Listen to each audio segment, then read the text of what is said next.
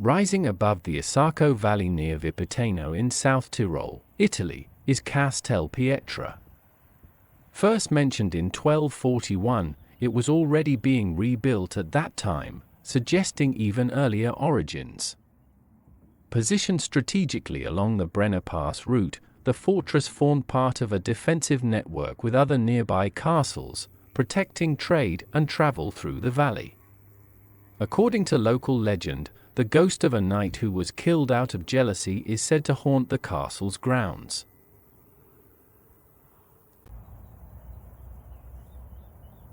A few kilometers south lies Campo di Trens, surrounded by meadows and farmhouses.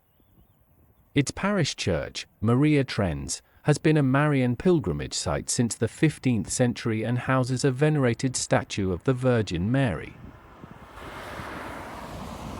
Join us on a road trip through the heart of the Italian Alps, from the Brenner Pass in South Tyrol, across the Sesto Dolomites, to Amaro, a charming town near Tolmezzo. We stop at a bridge just outside Fortezza, in an area known as Lake Fortezza.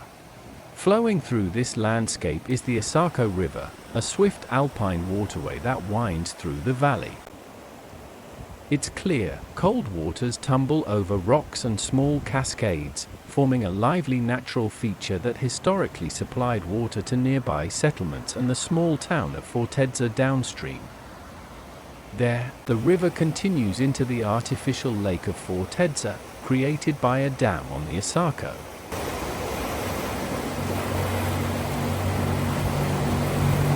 On the riverbank grows a butterfly bush, a small shrub adorned with large, dense clusters of soft purple flowers. Each bloom releases a honey-sweet fragrance, attracting bees and butterflies that feed on its nectar. The plant provides a long-lasting source of color and sustenance for pollinators along the riverside throughout the summer.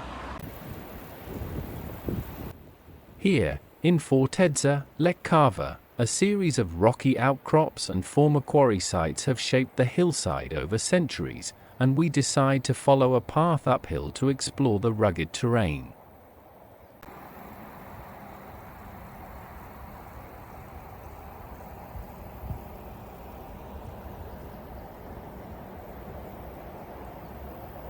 On our way uphill, we encountered a few hikers making their ascent on foot, as well as a small stable housing some ponies, a mule and a donkey. Curious, the animals approached, and we offered them some fresh grass we found along the edge and was just out of their reach. The mule is a hybrid offspring of a male donkey and a female horse.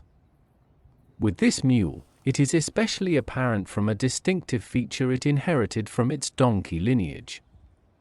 Most donkeys have a dorsal stripe, a dark line running through the coat along the full length of the spine, that intersects with a shoulder stripe, a dark band crossing the shoulders and extending down toward the forelegs. Together, these two stripes form a distinctive cross-shaped pattern on the back, which is also clearly visible on the mule here. A donkey with a cross on its back is often called a Jerusalem donkey, a name that refers to the Messiah's triumphal entry into Jerusalem riding on a donkey. This humble beast of burden, bearing a cross-shaped marking on its back, reflects Jesus' forthcoming humiliation, when he would bear his own cross and the sins of the world. Perched on the roadside of this high slope stands a typical alpine chapel, crowned with a modest bell tower. Built from local stone and timber, its steeply pitched roof and small windows withstand the harsh mountain weather. The chapel blends seamlessly with the surrounding landscape, offering a peaceful refuge amid the grandeur of the Alps. We descend toward Fortezza, or Franzensfeste, where the massive Habsburg fortress, built between 1833 and 1838, dominates the valley. Constructed from granite under Emperor Ferdinand I, the Franzensfeste Fortress guarded the southern approach to the Brenner Pass with its multi-tiered layout of barracks, tunnels, and ramparts. Beside it lies the artificial Lake of Fortezza, formed by a dam on the Isarco River.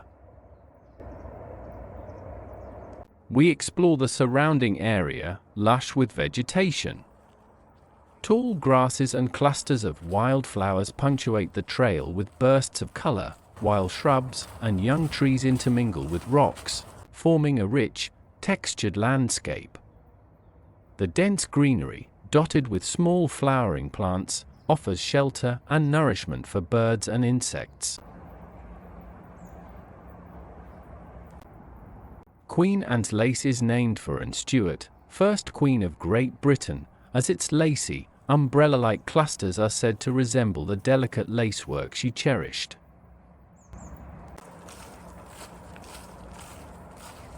Here, more butterfly bush shrubs grow, each adorned with dense clusters of soft purple flowers in full bloom. Clematis vitalba, commonly called traveler's joy for its bright summer flowers and old man's beard for its silvery autumn seed heads, is a woody climber that scrambles over trees and shrubs, forming dense, tangled growth. Creeping thistle is a hardy plant with purple-pink flowers that spreads vigorously through seeds and underground rhizomes. The fortress hosts the exhibition Bridges Through Time, Architecture of the Invisible, part of the Uregio Museum Year 2025. It explores the impact of major infrastructure projects on landscapes and society, focusing on the 19th century construction of the fortress itself, and the modern Brenner Pass tunnel, one of the world's longest railway tunnels, illustrated through photographs and objects such as a tunnel lining segment. We continue our journey toward Di Pusteria, passing the ruins of Mühlbacher Klause.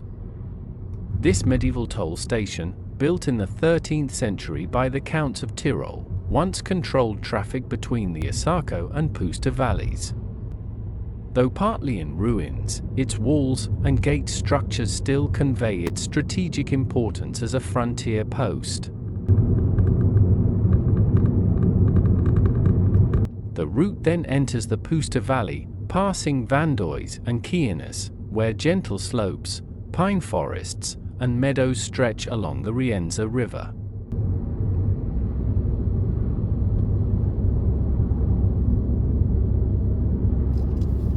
The landscape broadens at San Lorenzo di Sebato, a place of scenic confluence where the Gader River meets the Rienza.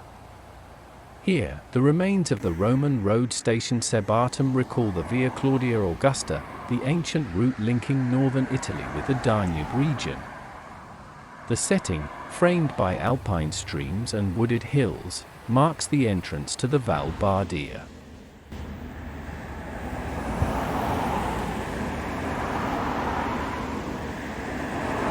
We continue eastward, passing through Perca, Villa di Sotto, and Val d'Aurora, picturesque villages nestled between the Dolomites to the south and the Risaferna Mountains to the north.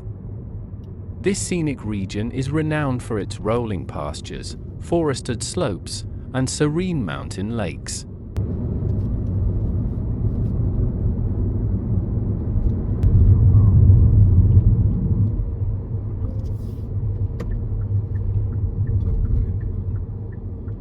We make a quick pit stop in Perca.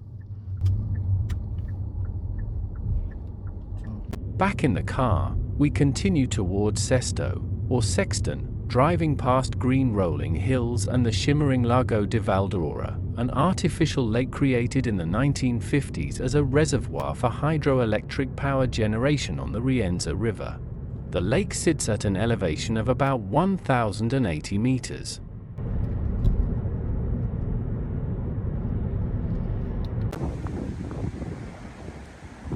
When we arrive in Sesto, it begins to drizzle, and the air turns a little chilly, prompting us to pull on our jackets before setting off on a leisurely walk through the village.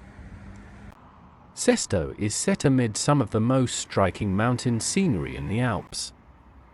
The Sesto Dolomites form a dramatic backdrop, dominated by the peaks of the Tre Cime di Lavaredo, or Three Peaks of Lavaredo.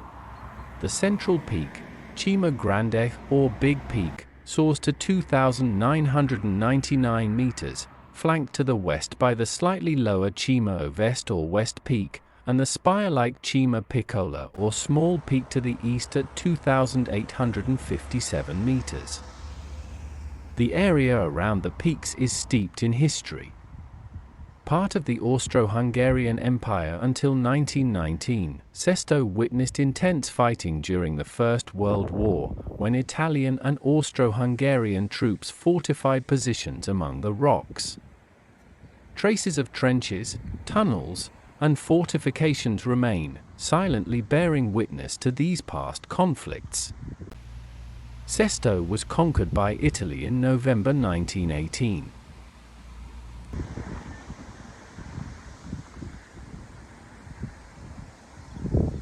Across the street, we see cable car gondolas going up and down the mountain slope. The Funivia Sesto Montelmo cable car is in full operation. This aerial lift connects the village of Sesto with the slopes of Montelmo, rising to around 2,050 meters. The ride carries visitors above the valley, offering sweeping views of the Sesto Valley below and the towering limestone peaks of the Sesto Dolomites. At the top, trails wind through alpine meadows and rocky ridges, leading to viewpoints overlooking the three peaks of Lavaredo. In both summer and winter, the cable car serves as a gateway to adventure, whether for hikers exploring high-altitude paths or skiers descending pristine slopes.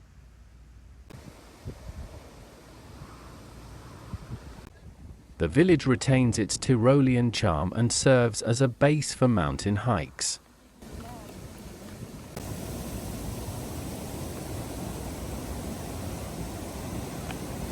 We reach a bridge spanning the Rio di Sesto, known in German as Sextner Bach, a clear mountain stream that flows through the village before eventually joining the Rienza River further downstream.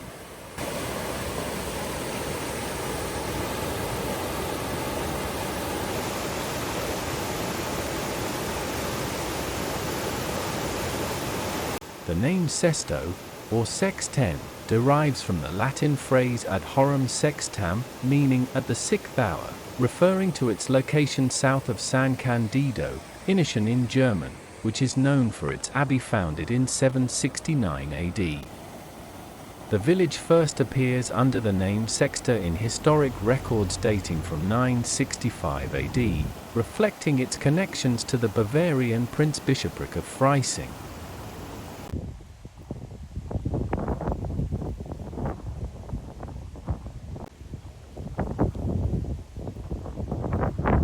Tyrol-style chalets are traditional alpine houses commonly found in the Tyrol region of Austria and northern Italy. Typically built from timber and stone, these chalets are designed to withstand harsh mountain winters while blending harmoniously with the landscape. They feature gently sloping or steeply pitched roofs to shed snow efficiently, wide overhanging eaves, and often balconies adorned with carved wooden railings. The facades frequently display wooden paneling or stucco, sometimes decorated with painted motifs or floral patterns. Inside, exposed wooden beams, cozy living spaces, and fireplaces create warmth and comfort. Tyrol-style chalets share many similarities with Swiss chalets, as both originate from alpine regions and were designed to cope with heavy snow, cold weather, and mountainous terrain. Common features include wooden construction, overhanging eaves, balconies, and rustic interiors with exposed beams. However, there are subtle differences. Tyrol-style chalets often emphasize verticality and may include more decorative wood carvings and painted motifs on facades, reflecting Austrian and South Tyrolean traditions, whereas Swiss chalets tend to have broader, gently sloping roofs and a more horizontal emphasis, sometimes with larger balconies that wrap around the building, reflecting the Swiss aesthetic of expansive alpine views. In short, the two styles are closely related but exhibit regional variations in proportion, ornamentation, and roof design, combining functionality, durability, and rustic charm to reflect centuries of alpine architectural tradition. Sesto has a population of around 1,900 inhabitants, a number that has remained fairly stable over the years, with a modest balance between births and departures. Most residents are German-speaking, reflecting the region's strong Tyrolean roots, while only a small number speak Italian or Ladine. The village's traditional hamlets, such as Moso or Moose, San Giuseppe, and Waldheim, preserve a strong sense of local identity, where life continues at a measured pace in tune with the surrounding landscape. Tourism forms the backbone of Sesto's modern economy, drawing visitors year-round to explore the dramatic scenery of the Sesto Dolomites and the iconic three peaks of Lavaredo. In summer, hikers and climbers traverse the mountain trails, while in winter the slopes transform into a haven for skiers and cross-country enthusiasts. Yet beneath the influence of tourism, Sesto retains its agricultural traditions. Alpine farming, dairy production, and the making of local cheese still play a role in sustaining village life. Along the main road in Sesto stands a sundial, a device that measures time by the position of the sun. It features a gnomon, the upright element that casts a shadow, set against a dial plate marked with the hours, allowing observers to read local solar time from the shadow it traces across the calibrated surface as the sun moves through the sky. This sundial pays tribute to Sesto's remarkable natural counterpart, the Sesto sundial, a phenomenon in which sunlight shifts across 5 distinct peaks of the Sesto Dolomites, marking the passage of time like a vast mountain clock. From the village, one can watch the sun move from one illuminated summit to the next, allowing locals to tell the hour by the light on the peaks, as the peaks form a striking natural alignment. This harmony between landscape and daily life beautifully reflects how alpine communities once lived in rhythm with nature itself. With this fascinating lesson in mind, it is time for us to leave Sesto. As we drive out of town, the towering peaks of the Sesto Dolomites rise beside us, and we can't help but recall the natural Sesto sundial, the mountains themselves marking the passage of time as we journey onward.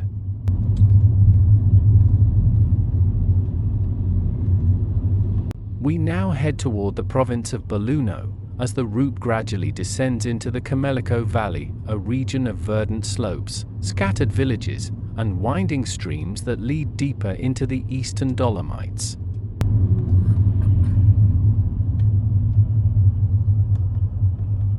The Dolomites are a distinctive mountain range in northeastern Italy, forming part of the southern limestone Alps. They are renowned for their dramatic, jagged peaks, sheer cliffs, and pale, almost glowing limestone and dolomite rock, which can take on striking pink, orange, or red hues at sunrise and sunset, a phenomenon known as enrosadera. The range stretches across the provinces of South Tyrol, Trentino, and Belluno, encompassing several sub-ranges, including the Sesto, Fanes-Sennes-Braies, and Marmolada groups. The Dolomites are recognized for their unique geology, shaped by the fossilized coral reefs of the ancient Tessis Ocean and uplifted during the Alpine orogeny. They were designated a UNESCO World Heritage Site in 2009 for their exceptional natural beauty and geological significance. In comparison to the Alps more broadly, the Dolomites differ in both geology and appearance. While the Alps include a variety of rock types, such as granite, gneiss, and schist, the Dolomites are primarily composed of dolomite rock, giving them their pale, craggy look. The Alps tend to have more rounded, glaciated peaks, large valleys, and extensive forested slopes, while the Dolomites are marked by dramatic vertical cliffs, narrow ridges, and deep, rugged valleys. The Dolomites are also particularly famous for their unique light conditions and sheer walls, which have made them a world-class destination for climbing, via ferrata routes, and alpine hiking. In short, the Dolomites are a spectacular, visually striking subset of the Alps, defined by their limestone composition, verticality, and dramatic peaks, whereas the Alps encompass a broader range of geological formations and landscape types.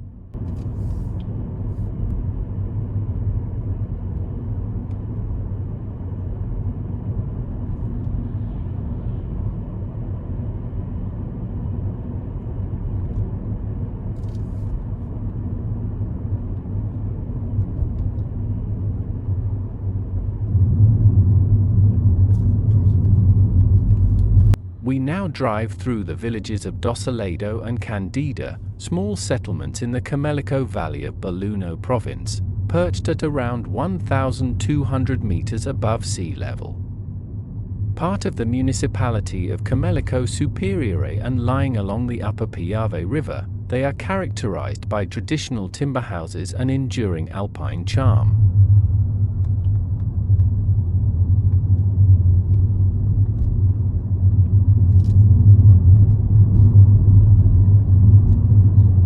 Dossoledo takes its name from the Latin de solido loco, meaning from the solid place, a nod to its elevated, stable position on the rocky slopes above the valley floor.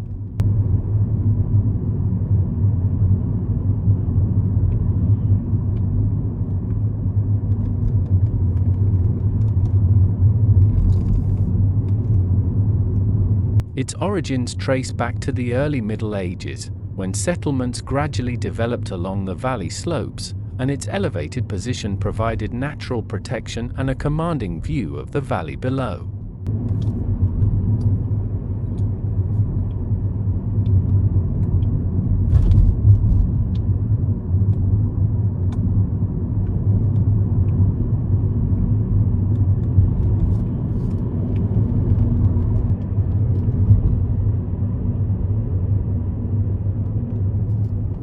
Candida is one of the oldest and most historically significant villages in the upper Comelico Valley, regarded as the earliest settlement of Comelico Superiore, with origins reaching back to the early medieval period. Its name likely stems from candidus, Latin for bright or clear, perhaps referring to its open, sunlit position within the valley.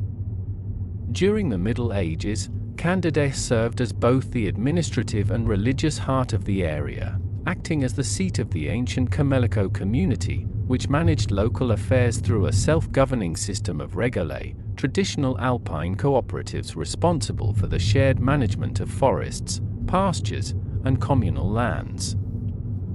These regole stand as a testament to the deep-rooted sense of community and environmental stewardship that continues to define the region.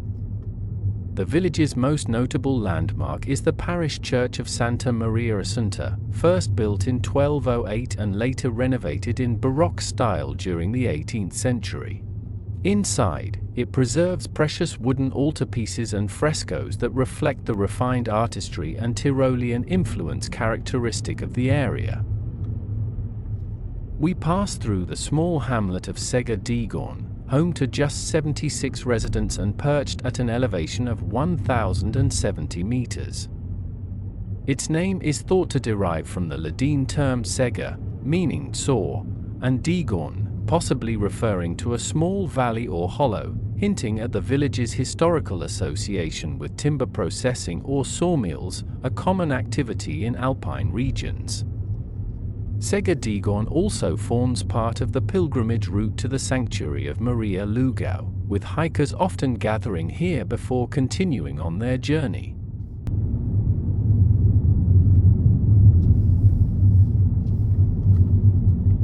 Beyond these villages, the road descends further into Comelico Superiore, a picturesque upper valley framed by dense forests and soaring mountain peaks. We slowly make our way to San Nicolò di Comelico.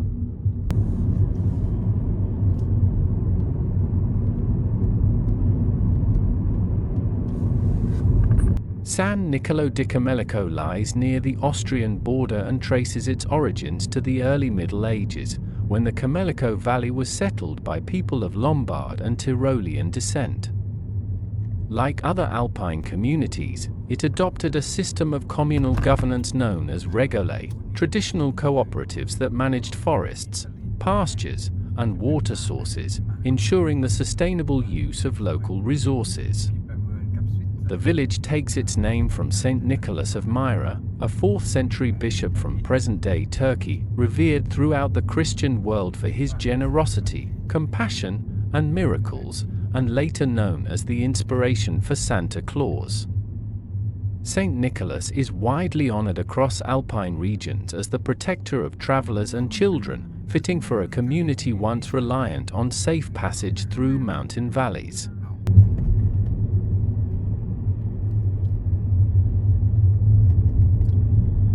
The parish church of San Nicolò holds frescoes and carved wooden altars that reflect the valley's artistic tradition.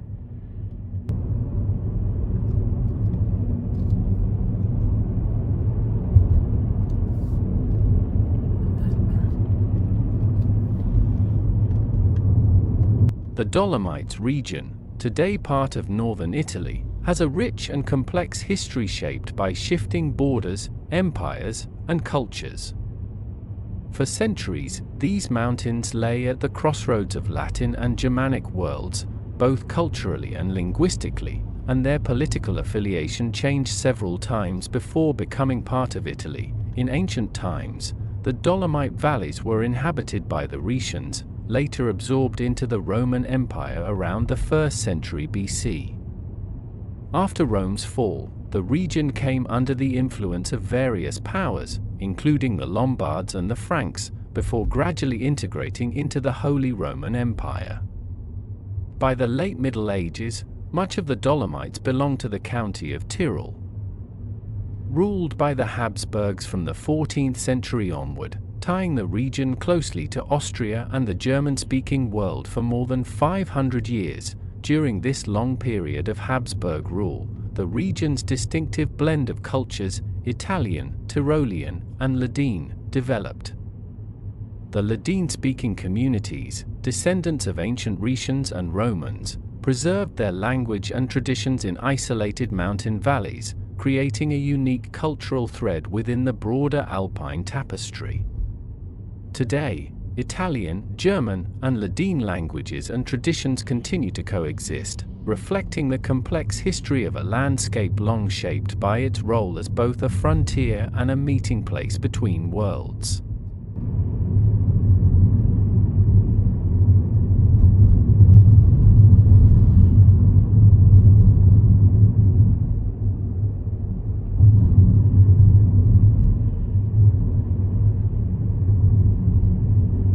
At Santo Stefano di Cadore, the valley broadens into a basin.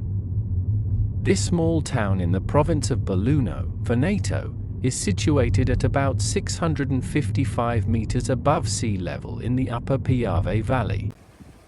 It lies at the confluence of the Piave and Padola rivers, making it a natural crossroads in the Comelico and Cadore areas.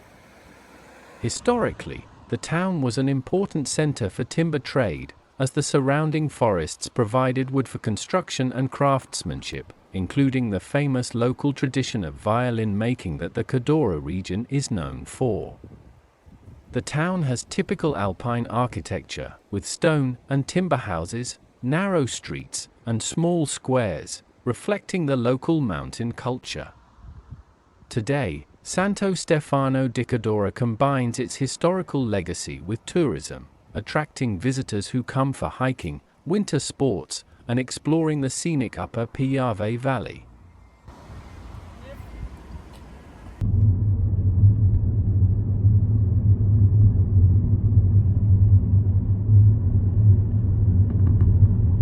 We leave Santo Stefano di Cadore and continue our journey via Campo Longo di Cadore, still following the Piave River downstream, which flows gracefully along our right side.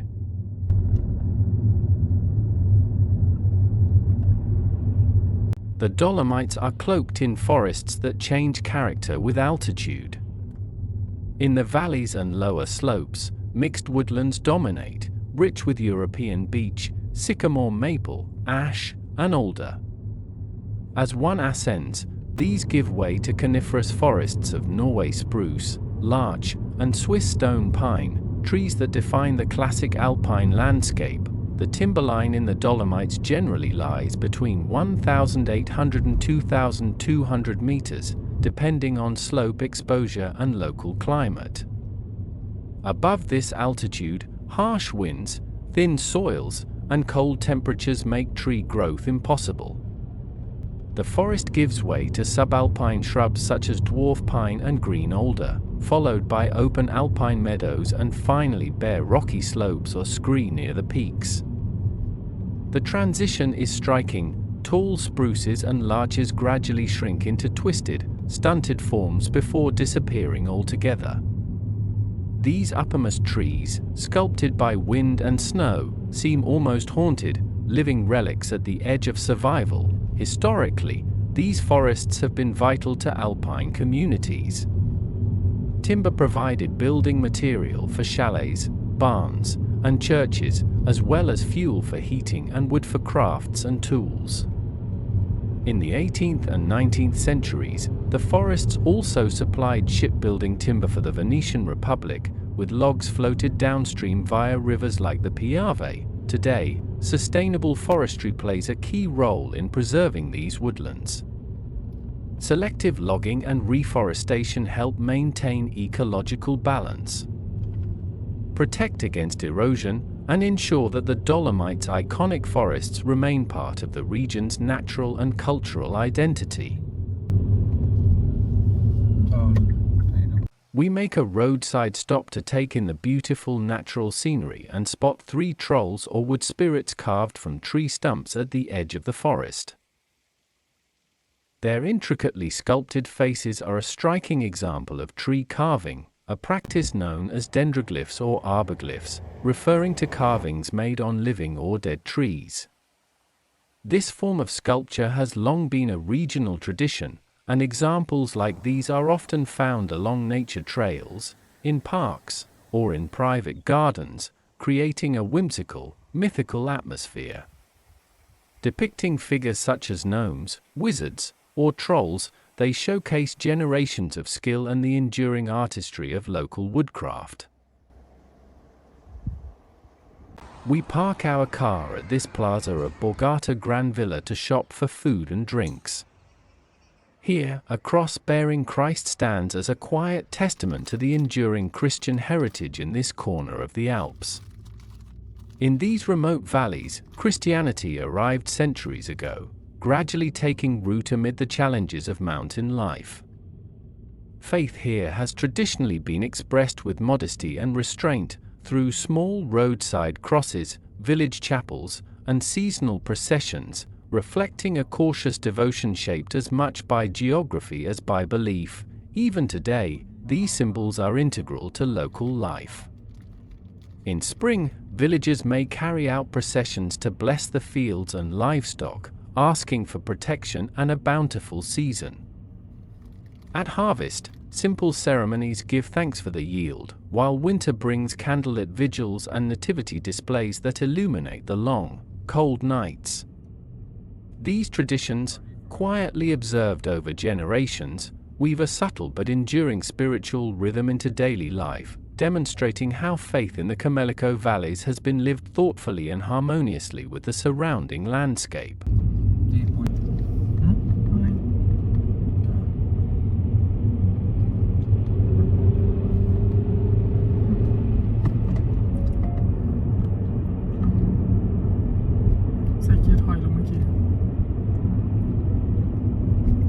We now descend from the Sepada region toward Tolmezzo, gradually leaving the dramatic Dolomite Massif behind. The rugged limestone peaks give way to lower, more forested, and gently rolling alpine foothills, marking our entry into the Carnic Prealps and the broader Friulian Alps. The landscape softens here, adopting a more pastoral and tranquil character. Soon, Our road trip through the Italian Alps will come to an end as we continue onward towards Slovenia.